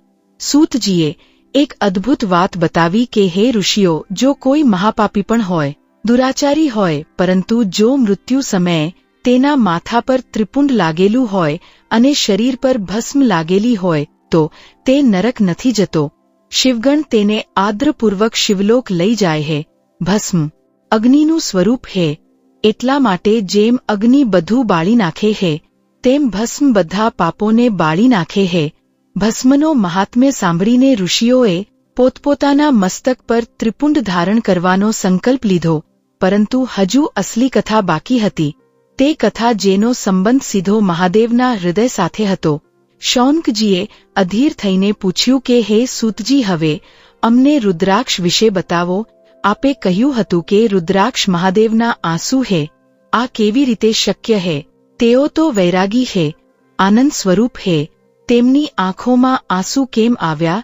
સૂતજીનો ચહેરો એકદમ શાંત અને ભાવપૂર્ણ થઈ ગયો. તેમણે એક ઊંડો શ્વાસ લીધો કે શૌનક આ કથા ત્યારની હે જ્યારે ત્રિપુરાસુર નામના દૈત્યનો આતંક ત્રણેય લોકોમાં છવાઈ ગયો હતો. તે દૈત્યને વરદાન હતું કે તેને મારવો લગભગ અશક્ય હતો. દેવતાઓએ હાર માની લીધી હતી. તેઓ ભાગીને મહાદેવના શરણમાં ગયા અને બોલ્યા કે પ્રભુ રક્ષા કરો, ત્રિપુરાસુર સૃષ્ટિનો વિનાશ કરી રહ્યો હે. સૂતજીએ બતાવ્યું કે દેવતાઓની પોકાર સાંભળીને ભગવાન શિવ અઘોર રૂપે તપસ્યા કરવા બેસી ગયા. તેમને તે મહાશક્તિશાળી અસુરને મારવા માટે એક દિવ્ય અસ્ત્ર અઘોરાસ્ત્રની આવશ્યકતા હતી જેના માટે પરમ એકાગ્રતા જોઈતી હતી. ઋષિઓ મહાદેવે પોતાની આંખો બંધ કરી લીધી. 1 વર્ષ નહીં, 100 વર્ષ નહીં, પૂરા 1000 દિવ્ય વર્ષો સુધી ભગવાન શિવ પોતાની આંખો બંધ કરીને સમાધિમાં બેઠા રહ્યા. તેમની પાંપણો એક વાર પણ ન પટપટાઈ. તેમનું મન પૂરી રીતે શાંત હતું, પણ ભીતર એક મંથન ચાલી રહ્યું હતું. પૂરું બ્રહ્માંડ થંભી ગયું હતું. પવન રોકાઈ ગયો હતો. સમુદ્ર શાંત થઈ ગયા હતા. બધા દેવતાઓ પ્રતીક્ષા કરી રહ્યા હતા કે ક્યારે મહાદેવ પોતાની આંખો ખોલશે. અને પછી 1000 વર્ષ પછી તે ક્ષણ આવી. દ્રશ્ય સૂતજીનો સ્વર અત્યંત કોમળ અને ભીનો થઈ જાય હે. કલ્પના કરો તે પળની. કૈલાસ પર્વતનો તે શિખર જ્યાં સન્નાટો પથરાયેલો હે. ભગવાન શિવ જે કરુણાના સાગર હે, ધીરે ધીરે પોતાની કમળ જેવી આંખો ખોલે હે. જેવી જ તેમની પાંપણો ઉઠી, તેમની આંખોની કોરોમાં જળ ભરાઈ આવ્યું. નહીં, આ દુઃખનું જળ નહોતું, આ પીડાનું જળ નહોતું, આ કરુણાનું જળ હતું. હજારો વર્ષોની તપસ્યામાં શિવે પોતાના મનની આંખોથી જગતના પ્રાણીઓનું દુઃખ જોયું હતું. તેમણે જોયું કે મનુષ્ય કેવી રીતે માયામાં ફસાઈને તડપી રહ્યો હે. તેમણે જોયું કે તેમના બાળકો જીવો કેટલા કષ્ટમાં હે. એક પિતાનું હૃદય ભરાઈ આવ્યું. જગતના પિતા પોતાના બાળકોના દુઃખને જોઈને દ્રવિત થઈ ગયા. સૂતજીની આંખો પણ ભીની થઈ ગઈ. તેઓ બોલ્યા કે ઋષિઓ મહાદેવની તે અડધી ખુલેલી આંખોમાંથી પટપ કરીને જળના કેટલાક ગરમ ટીપા ધરતી પર પડ્યા. તે સાધારણ આંસુ નહોતા, તે સાક્ષાત શિવનો પ્રેમ હતો જે દ્રવ્ય બનીને વહી નીકળ્યો હતો. તે ટીપા જ્યાં જ્યાં ધરતી પર પડ્યા, ગૌડ દેશમાં, મથુરામાં, અયોધ્યામાં, કાશીમાં, લંકામાં, ત્યાં ત્યાં ચમત્કાર થયો. ધરતીએ તે આંસુઓને શોષ્યા નહીં, પણ તેમને બીજ બનાવી દીધા અને જોત જોતામાં તે સ્થાનો પર દિવ્ય વૃક્ષો ઉગી નીકળ્યા. તે જ વૃક્ષોને રુદ્રાક્ષ, રુદ્ર પ્લસ અક્ષ, શિવની આંખ કહેવામાં આવ્યા. સૂતજીએ ઋષિઓ તરફ જોઈને કહ્યું કે એટલા માટે હે મુનિઓ, રુદ્રાક્ષને ક્યારે સાધારણ લાકડાનો મણકો ન સમજતા. જ્યારે તમે રુદ્રાક્ષ પહેરો છો તો તમે કોઈ આભૂષણને નહીં, પણ મહાદેવના તે પ્રેમને, તેમની તે કરુણાને પોતાના ગળાથી લગાવો છો. રુદ્રાક્ષ પહેરવાનો અર્થ હે શિવને વચન આપવું કે હે પિતા, હું આપની સંતાન છું, આપ મારી સાથે છો. જેને સ્વયં શિવે પોતાના આંસુઓથી સિંચ્યો હોય તેનો અનિષ્ટકાર પણ કેવી રીતે કરી શકે હે. તે ક્ષણે નૈમિષારણ્યમાં બેઠેલા દરેક ઋષિને એવું લાગ્યું જાણે તેઓ સ્વયં તે રુદ્રાક્ષ વૃક્ષ નીચે બેઠા હે. આ ભાવ એટલો પ્રબળ હતો કે કેટલાય ઋષિઓની આંખોમાંથી આપોઆપ અશ્રુ વહી નીકળ્યા. ભક્તિની પરાકાષ્ઠા હતી. તે માહોલ ભાવુક હતો, પણ જ્ઞાનની પિપાસા હજુ બાકી હતી. સૂતજીએ પુનઃ કથાની ગતિ વધારી. તેમણે બતાવ્યું કે રુદ્રાક્ષ માત્ર એક પ્રકારનો નથી હોતો, પણ ભેદ અનુસાર આ 4 પ્રકારનો, શ્વેત, રક્ત, પીત, કૃષ્ણ અને મુખ અનુસાર 14 પ્રકારનો હોય હે. સૂતજી બોલ્યા કે ધ્યાનથી સાંભળો ઋષિઓ, કયા રુદ્રાક્ષમાં કયા દેવતાનો વાસ હે અને તેને પહેરવાથી શું ફળ મળે હે. આ વિદ્યેશ્વર સંહિતાનો સાર હે. સૂતજીએ એક એક કરીને રુદ્રાક્ષોનું વર્ણન શરૂ કર્યું. એક મુખી રુદ્રાક્ષ, આ સાક્ષાત શિવનું સ્વરૂપ હે. આ અત્યંત દુર્લભ હે. આ ભોગ અને મોક્ષ બંને આપવાવાળો હે. જ્યાં એક મુખી રુદ્રાક્ષની પૂજા થાય હે ત્યાં લક્ષ્મી સદાય વાસ કરે હે. જે આને ધારણ કરે હે તે સ્વયં શિવ થઈ જાય હે. તેને બ્રહ્મહત્યા જેવો પાપ પણ નથી લાગતો. 2 મુખી રુદ્રાક્ષ આ અર્ધનારીશ્વર શિવ અને શક્તિનું રૂપ હે. આને ધારણ કરવાથી દાંપત્ય જીવન સુખી થાય હે અને મનની ચંચળતા સમાપ્ત થાય હે. 3 મુખી રુદ્રાક્ષ આ અગ્નિદેવનું સ્વરૂપ હે. જેમ અગ્નિ બધું બાળી નાખે હે તેમ આ રુદ્રાક્ષ મનુષ્યના આળસ અને હીન ભાવનાને બાળી નાખે હે. વિદ્યા પ્રાપ્તિ માટે આ સર્વોત્તમ છે. 4 મુખી રુદ્રાક્ષ આ સ્વયં બ્રહ્માનું રૂપ હે. આને ધારણ કરવાથી મનુષ્યની સર્જન શક્તિ વધે હે. નરહત્યાનું પાપ પણ આના દર્શન માત્રથી મટી જાય હે. 5 મુખી રુદ્રાક્ષ આ સૌથી સુલભ અને અત્યંત પ્રભાવશાળી હે. આ કાલાગ્નિ રુદ્રનું સ્વરૂપ હે. સૂતજીએ જોર દઈને કહ્યું કે હે ઋષિઓ, કલિયુગમાં મનુષ્ય ખાનપાનમાં અશુદ્ધ હશે. તે અભક્ષ્ય ન ખાવા યોગ્ય ખાશે. પંચમુખી રુદ્રાક્ષ તે તમામ પાપોને નષ્ટ કરી દે હે જે અશુદ્ધ ભોજન કે ખરાબ વિચારોથી થાય હે. દરેક મનુષ્ય આને અવશ્ય પહેરવો જોઈએ. 6 મુખી રુદ્રાક્ષ આ ભગવાન કાર્તિકેયનું રૂપ હે.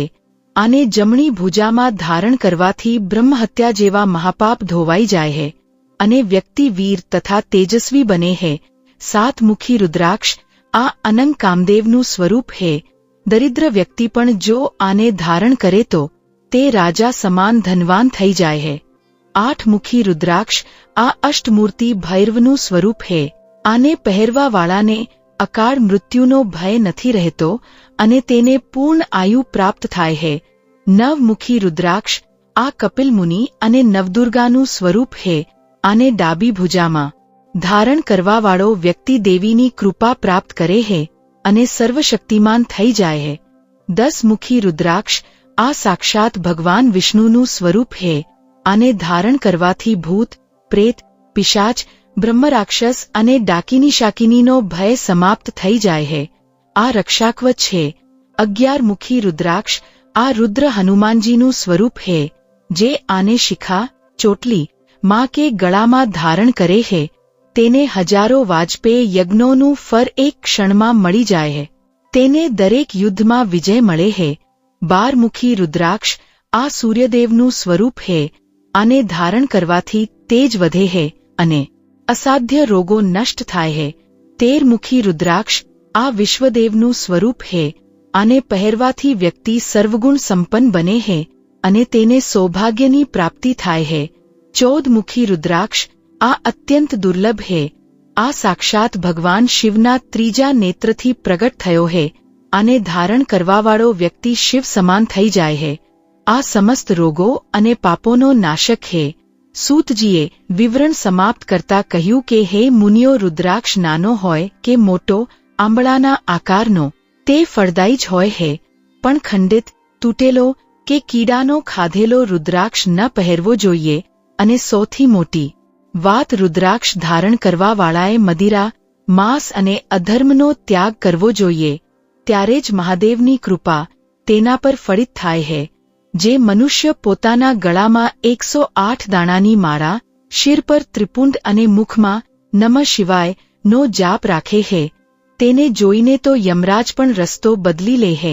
યમદૂતો આપસમાં કહે હે કે અરે, આની પાસે ન જતા, આ તો મહાકાળની સંપત્તિ હે.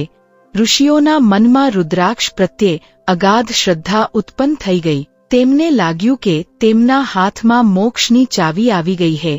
શિવ પુરાણનું આ જ્ઞાન તેમના માટે કોઈ ખજાનાથી કમ નહોતું, પરંતુ વિદ્યેશ વર સંહિતા હજુ સમાપ્ત થઈ નહોતી.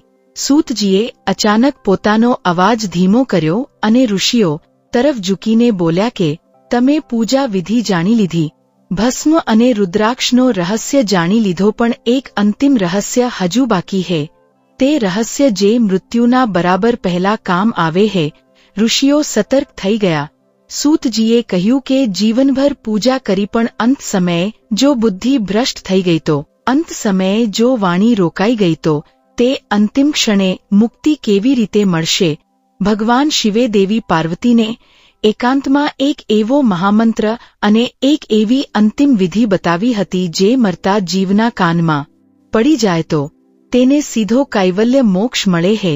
શું હે તે અંતિમ અધ્યાય અને શિવ નામની મહિમાનો તે કયો પ્રસંગ છે જે પાપીથી પાપી વ્યક્તિને પણ તારી દે હે? વિદ્યેશ્વર સંહિતાનો આ અંતિમ નિષ્કર્ષ જે આપણી અને તમારી જિંદગીનો સાર છે તે સાંભળીશું આ કથાના અંતિમ ભાગમાં. નૈમિષારણ્યમાં સંધ્યાનો સમય થઈ રહ્યો હે. ડૂબતા સૂર્યની લાલીમાં ઋષિઓના ચહેરા પર પડી રહી હે. વાતાવરણ અત્યંત રહસ્યમય હે. સૂતજીએ પોતાની વાણીને વધુ ઊંડી કરતા કહ્યું કે ઋષિઓ, જે અંતિમ રહસ્યની વાત હું કરી રહ્યો છું તે જીવન અને મૃત્યુના ચક્રને તોડવાવાળું હે. ભગવાન શિવે દેવી પાર્વતીને એકાંતમાં બતાવ્યું હતું કે આ બ્રહ્માંડનું સંચાલન માત્ર શક્તિથી નહીં પણ કૃત્ય, કર્તવ્યો, કાર્યોથી થાય હે, અને તે કૃત્ય માત્ર એક નહીં 5 હે. શૌનકજીએ આશ્ચર્યથી પૂછ્યું કે 5 કૃત્ય હે સૂતજી? અમે તો સદા એ જ સાંભળ્યું છે કે બ્રહ્મા સૃષ્ટિ કરે હે, વિષ્ણુ પાલન કરે હે અને રુદ્ર સંહાર કરે હે. આ તો 3 જ કાર્ય થયા, તો આ 5 કૃત્ય કયા હે? સૂતજી મુસ્કુર્યા. તેમણે કહ્યું કે આજ તો તે બ્રહ્મ હે, શૌનક, જેમાં આખો સંસાર ફસાયેલો હે. ત્રિદેવ તો માત્ર માધ્યમ હે. જે પરમ બ્રહ્મ સદાશિવ હે તેઓ 5 કાર્યો કરે હે. આને પંચકૃત્ય કહેવાય હે.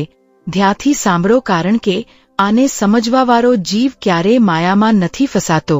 સૂતજીએ તે 5 કૃત્યોનું વર્ણન શરૂ કર્યું જેનાથી ઋષિઓના જ્ઞાનચક્ષુ ખુલવાના હતા. 1. સૃષ્ટિ. પહેલું કાર્ય છે સંસારને બનાવવો. આ કાર્ય આરંભમાં શિવે બ્રહ્માજીને સોંપ્યું. 2. સ્થિતિ. બીજું કાર્ય છે પાલન કરવું. આ ભાર તેમણે ભગવાન વિષ્ણુને આપ્યો. 3. સંહાર. ત્રીજું કાર્ય છે વિનાશ કરવો. આ કાર્ય તેમણે પોતાના અંશ રુદ્રને સોંપ્યું. અહીં સુધી તો બધું સામાન્ય હતું, પરંતુ સૂતજીએ જે પછીના 2 કાર્યો બતાવ્યા તે રૂવાડા ઊભા કરવાવાળા હતા. 4. તિરોભાવ. સૂતજીનો સ્વર ગંભીર થઈ ગયો. ચોથું કૃત્ય હે તિરોભાવ. આનો અર્થ હે સત્યને છુપાવી લેવું, જીવાત્માને માયાના ઝાડમાં ફસાવી રાખવો. આ કાર્ય શિવનું મહેશ્વર રૂપ કરે હે. વિચારો ઋષિઓ, આપણે બધા જાણીએ છીએ કે આપણે મરીશું, છતાં પણ આપણે એવી રીતે જીવીએ છીએ જાણે આપણે અમર છીએ. આપણે જાણીએ છીએ કે ધન સંપત્તિ અહીં જ રહી જશે, છતાં પણ તેના માટે આપણે પાપ કરીએ છીએ. આ અજ્ઞાન કોણ પેદા કરે હે? આ શિવની જ માયા હે. તેઓ જાણી જોઈને જીવને સત્યથી દૂર રાખે હે, જેથી સૃષ્ટિની રમત ચાલતી રહે. 5. અનુગ્રહ. અને 5મું સૌથી મહત્વપૂર્ણ કૃત્ય હે અનુગ્રહ, એટલે કે કૃપા. આ કાર્ય સાક્ષાત સદાશિવ કરે હે. જ્યારે જીવ માયામાં તડપીને થાકી જાય હે અને શિવ શિવ પોકારે હે, ત્યારે સદાશિવ તેના પર અનુગ્રહ કરે હે. તેઓ અજ્ઞાનનો પડદો હટાવી દે હે અને તેને મોક્ષ પ્રદાન કરે હે. સૂતજીએ સમજાવ્યું કે આ 5 કૃત્ય સૃષ્ટિ, સ્થિતિ, સંહાર, તિરોભાવ, અનુગ્રહ નિરંતર ચાલતા રહે હે, આપણા શરીરમાં પણ અને બ્રહ્માંડમાં પણ. આ પછી સૂતજીએ તે મહામંત્ર બતાવ્યો જે આ 5 કૃત્યોને નિયંત્રિત કરે હે. સૂતજી બોલ્યા કે હે મુનિઓ, આ 5 કૃત્યોના સ્વામી ભગવાન શિવ હે અને તેમનો વાચક મંત્ર હે પંચાક્ષર મંત્ર નમઃ શિવાય.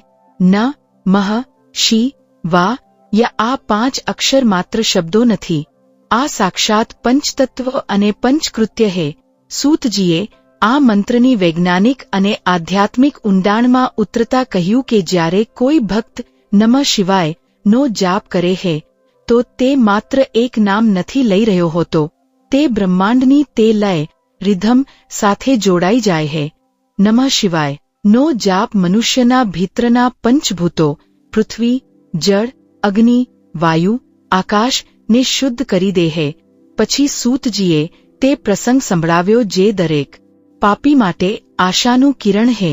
ઋષિઓ, ભગવાન શિવે કહ્યું હે કે જો કોઈ મનુષ્ય જીવનભર દુરાચારી રહ્યો હોય, તેણે વેદોની નિંદા કરી હોય, ચોરી કરી હોય, પારકી સ્ત્રી પર કુદૃષ્ટિ નાખી હોય, પરંતુ જો મૃત્યુની અંતિમ ક્ષણે જ્યારે તેના પ્રાણ કંઠમાં અટકી રહ્યા હોય જો કોઈ તેના કાનમાં મારો તારક મંત્ર કે શિવ નામ સંભળાવી દે તો હું સ્વયં ત્યાં ઉપસ્થિત થઈ જાઉં છું.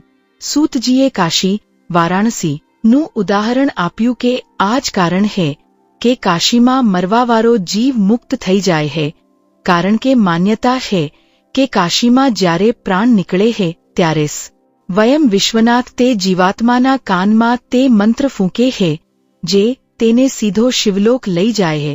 ત્યાં યમરાજનો ચોપડો કામ નથી કરતો, ત્યાં માત્ર મહાકાળનો આદેશ ચાલે હે. આ સાંભળીને ઋષિઓના મનમાંથી મૃત્યુનો ભય સદા માટે સમાપ્ત થઈ ગયો.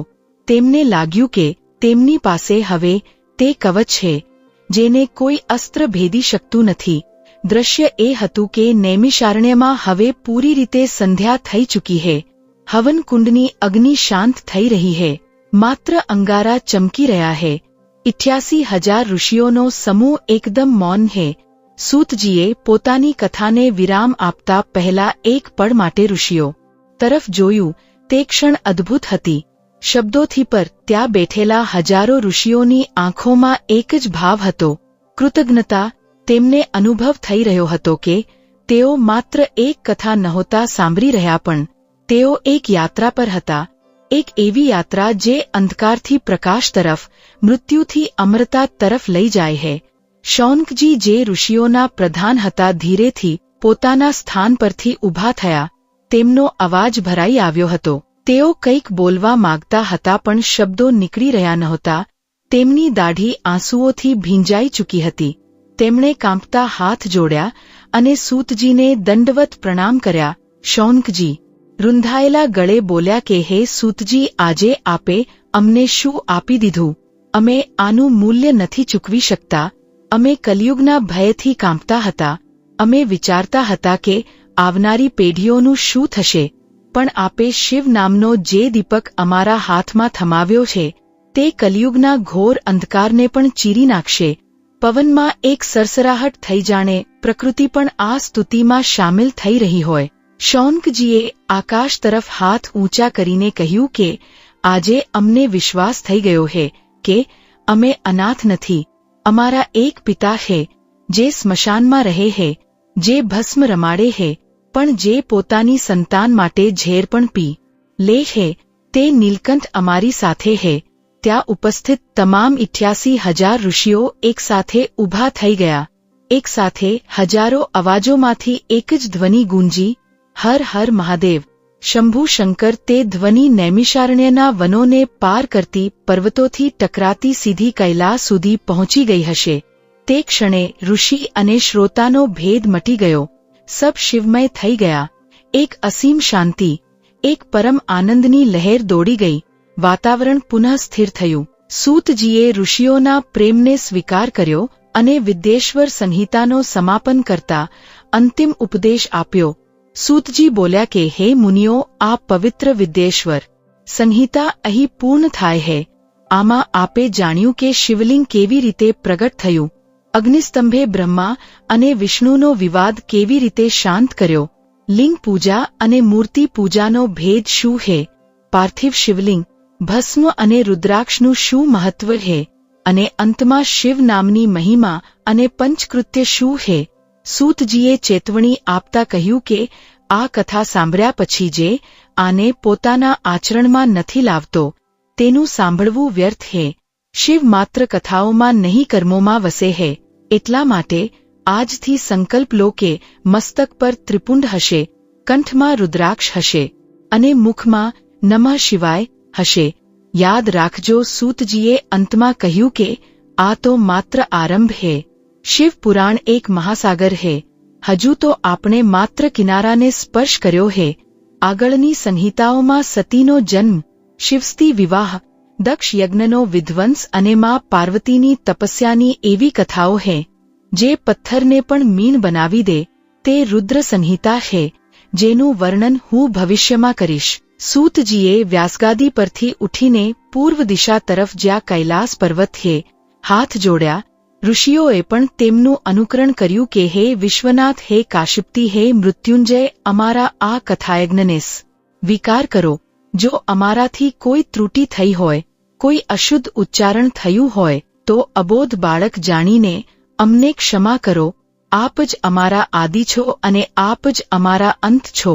બધા ઋષિઓએ પુષ્પવર્ષા કરી, આકાશમાંથી દેવતાઓએ દુંદુભી વગાડી, બોલો ઉમાપતિ મહાદેવની જય, સદાશિવ ભગવાનની જય. આ જયકારા સાથે નૈમિષારણ્યના આ પવિત્ર સત્રનું અને વિદ્યેશ્વર સંહિતાનું વિધિવત સમાપન થયું. તો મિત્રો, આ હતી જ્ઞાથી ભરેલી વિદ્યેશ્વર સંહિતા, પણ શિવ પુરાણનો સૌથી રોમાંચક અધ્યાય હજુ બાકી હે, રુદ્ર સંહિતા, જે આપણે શિવ પુરાણ ભાગ 2 માં જોઈશું. ભગવાન શિવ અને માતા સતીની અદ્ભુત પ્રેમકથા.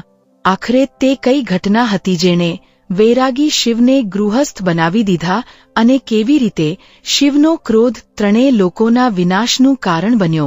આ બધું આપણે જાણીશું આગલા ભાગમાં. જોડાયેલા રહો અમારી સાથે. આ કથા આપને કેવી લાગી કોમેન્ટ કરીને જરૂર બતાવજો.